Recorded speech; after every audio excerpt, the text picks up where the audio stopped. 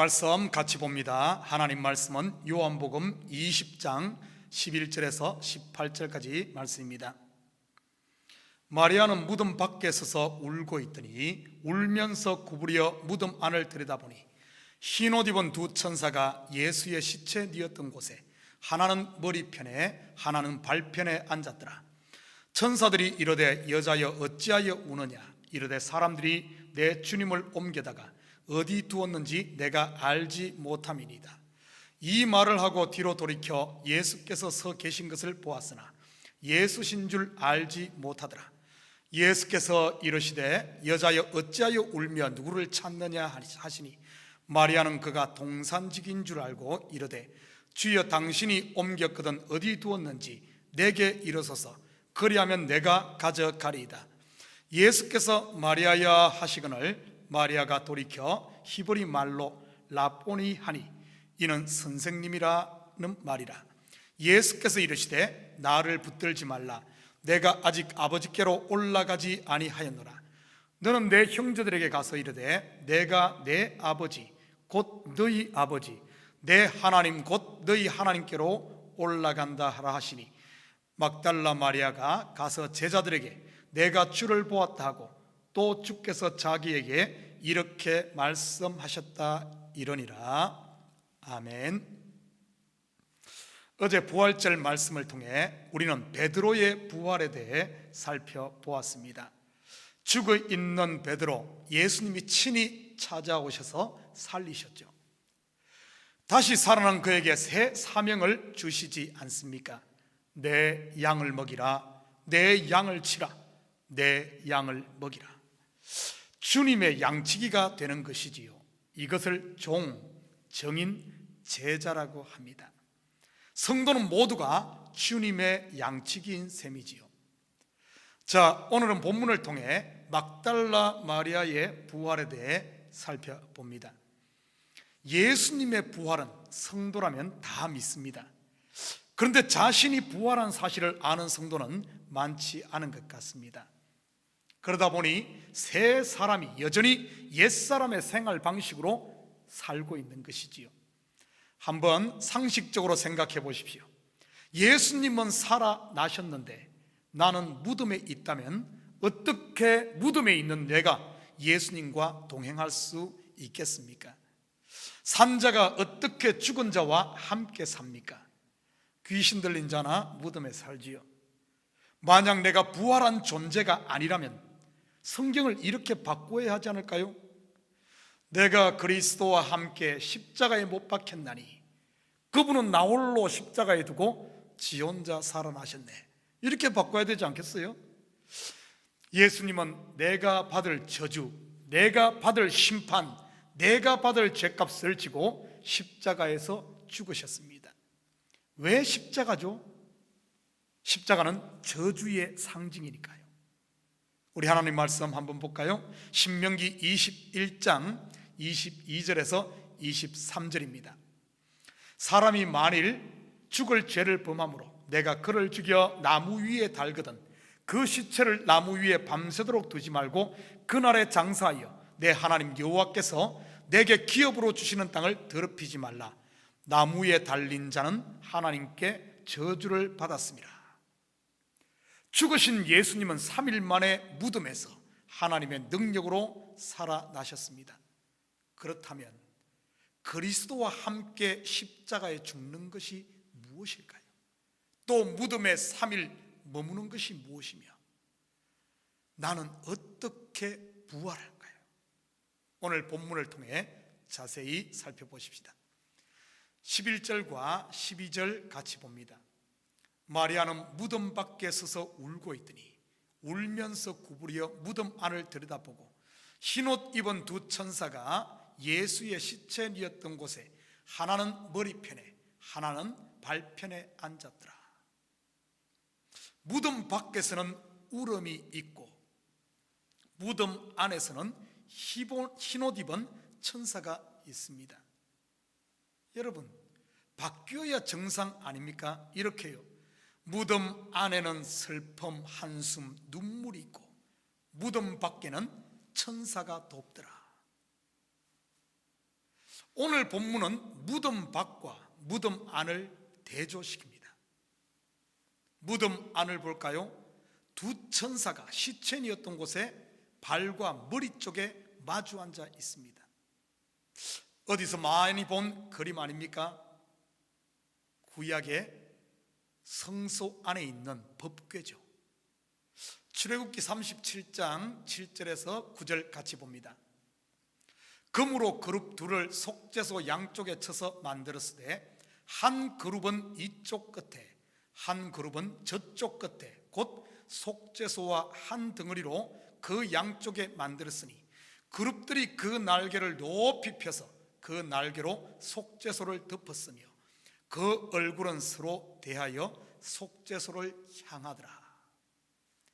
법궤 위 속죄소, 쉽게 말해 법궤 덮개에 있는 두 그룹 천사의 모양이 장식되어 있습니다. 그리고 지성소로 들어가는 휘장에도 그룹 천사가 수놓아져 있습니다. 시체가 놓였던 곳, 그러면 시체 즉 예수님의 몸이 법궤인 셈이네요. 법궤 안에는 뭐가 있습니까? 만나 항아리, 십계명 돌판, 아론의 쌍난 지팡이죠. 모두 이스라엘의 죄를 생각나게 하는 물건입니다. 만나가 주어졌을 때 이스라엘이 어떤 죄에 빠집니까? 안식일을 범하죠. 안식일 전날에는 평소보다 갑절의 만나를 주셨습니다. 그리고 안식일에는 거두러 가지 말라고 하나님께서 명하셨죠. 이스라엘은 하나님의 명을 어기고 안식일에 먹을 양식이 충분히 있음에도 불구하고 거두러 갑니다. 바로 그들 속에 있는 탐욕이죠. 성경의 탐욕은 곧 우상 숭배라고 합니다. 십계명 돌판을 받았을 때는 잘 아시다시피 금송아지 우상을 만들어 섬깁니다. 아론의 쌍난 지팡이 사건은 고라와 다단과 아비람이 모세와 아론의 권위에 도전합니다. 이런 곧 대제사장 되시는 예수님만이 하나님이 세운 메시아 곧 구원자임을 말하죠. 예수 없이 구원 얻겠다고 하는 이런 죄를 범하는 걸 말합니다. 그런데 무덤 안에 시체가 없습니다. 이것은 법궤 안에 우리의 죄가 도말되었다는 뜻입니다. 예수 그리스도 안에서 우리의 죄가 사함받았다는 뜻이에요. 우리의 저주, 심판, 사망을 예수님이 친히 홀로 짊어지고 가셨다는 뜻입니다. 다른 표현을 하면 법궤의 덮개가 열려 죄가 정발된 것이지. 무덤이 곧 지성소, 하나님의 임재가 있는 셋째 하늘이 된 것이지요. 그럼 무덤 밖에는요, 마리아가 서서 울고 있네요. 자, 우리 13절 계속 보십시다. 천사들이 이르되 여자여 어찌하여 우느냐 이르되 사람들이 내 주님을 옮겨다가 어디 두었는지 내가 알지 못함이니이다. 지금 마리아는 뭐 하고 있습니까? 시체를 찾고 있죠. 뭐 하려고요? 누가복음 24장 1절에 보면은 안식 후 첫날 새벽에 이 여자들이 그 준비한 향품을 가지고 무덤에 가서 바로 시체에 향품을 바르기 위해 무덤에 간 겁니다. 시체에 왜 향품을 바르죠? 냄새를 방지하기 위해서. 여러분, 아무리 좋은 향을 바른다고 한들 시체 썩는 냄새를 방지할 수 있을까요? 혹시 우리의 모습이 이 모습은 아닙니까? 내 욕망을 비전이다, 꿈이라는 향품으로 우리가 바르고 있지는 않나요? 나를 포장하기 위해 교회에 나오지는 않나요? 착해 보이려고, 고상해 보이려고요. 전부 시체에 향품 바르는 행위지요. 우리는 막달라 마리아를 너무 영웅화시키는 경향이 있습니다. 베드로는 스승을 부인했는데 여자인 마리아는 예수님 곁을 지켰다. 부활 후 예수님이 마리아를 가장 먼저 만났다. 믿음이 좋아서 사랑해서 등등. 여러분, 조금만 생각해 보면 왜 베드로가 3번 부인했고 마리아는 예수님 옆에 있은지 금방 알 수가 있습니다. 베드로는 예수님의 수제자임을 모두가 압니다. 잡히면 곧 죽음이죠. 막달라 마리아는요, 당시 여자들은 죄송스러운 말씀이지만 별로 사람 취급 못 받았습니다. 여자들은 예수님 주위에 100명이 붙어 있어도 그 당시 당국자들은 신경 쓰지 않았습니다.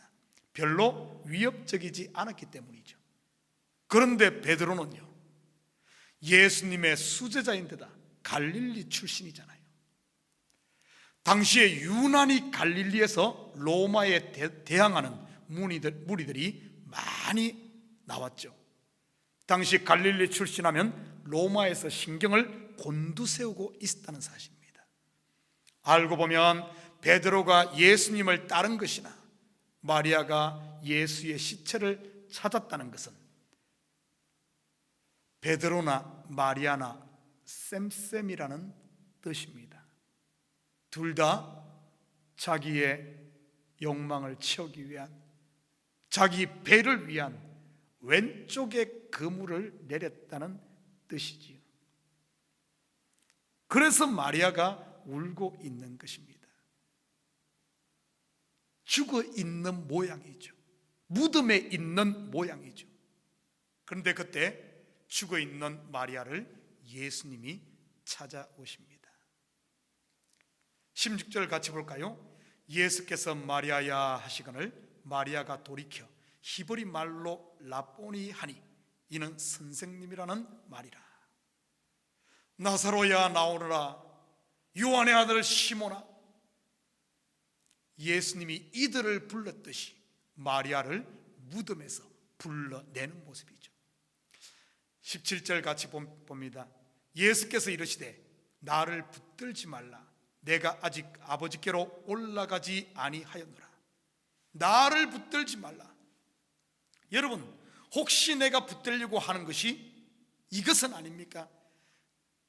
예수님의 몸, 반드시 무너져야 할 옛 성전 예수님의 시체 말입니다. 예수님의 몸은 결국 우리의 죄값으로 죽으셨는데 그 시체를 붙들려고 합니다. 무슨 뜻일까요? 여전히 내 욕심에 매여 있다는 뜻이지요. 자기가 부인되지 못한 상태, 그것을 죽은 상태, 즉 무덤에 있다고 하지요.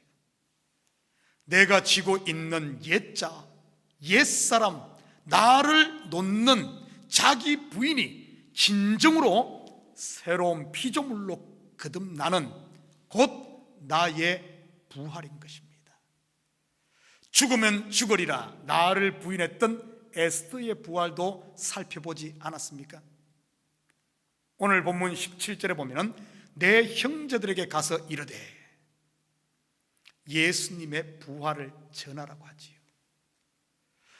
베드로에게 새로운 사명을 주었듯이 마리아에게도 새 미션을 주십니다.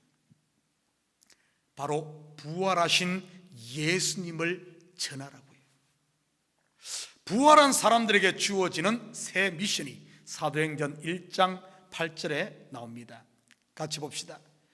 오직 성령이 너희에게 임하시면 너희가 권능을 받고 예루살렘과 온 유대와 사마리아와 땅끝까지 이르러 내 증인이 되리라. 물과 성령으로 다시 태어난 사람, 사망 가운데서 다시 살아난 부활한 이 사람들에게 주어지는 공통적인 바로 미션이 바로 이 복음을 전하라는 그리스도의 증인되는 것이죠. 증인되는 것, 증인으로 사는 것입니다. 죽은 자가 사는 땅은 무덤이지요. 산자만이 산자의 땅에 삽니다. 이 산자의 땅을 성경은 우리에게 하나님 나라라고 합니다. 예수님의 말씀 듣고 무덤에서 살아난 사랑하는 성도 여러분, 오늘 하루의 삶도 여러분의 가정에서, 여러분의 삶의 현장에서 그리스도의 증인으로 하나님 나라를 사는 부활한 성도, 산자가 되시기를 주님의 이름으로 축원드립니다. 우리 기도하십시다. 사랑의 아버지 하나님, 참으로 감사드립니다. 분명 우리는 그리스도와 함께 죽고 그리스도와 함께 산자임에도 불구하고 우리가 산자로서 아버지 하나님 생명의 삶을 살지 못하고 혹시 여전히 죽은 자처럼 살고 있지는 않습니까? 산자들은 이제는 더 이상 자기를 위해 사는 것이 아니라 나를 위해 죽었다 살아나신 바로 예수 그리스도를 증거하는 삶이 바로 부활한 성도들의 삶이요 새롭게 주어진 미션입니다. 아버지 하나님, 오늘 하루 삶 가운데서도 나의 입술을 통하여, 나의 손과 발을 통하여, 나의 얼굴을 통하여 그리스도의 증인이 되게 하시고 그리스도의 편지가 되게 하시고 그리스도의 향기가 되어져 아직도 무덤에 잠자던 자들, 그들을 이제는 살려내는, 그들에게 생명의 복음을 전하는 저희들 되게 도와주시옵소서. 그래요, 오늘 하루도 살리는 삶, 작은 예수로서 오늘 하루 참으로 복되고 귀한 삶을 누리는 우리 성도들 될 줄 믿사오며 이 모든 말씀 예수님의 이름으로 기도드립니다. 아멘.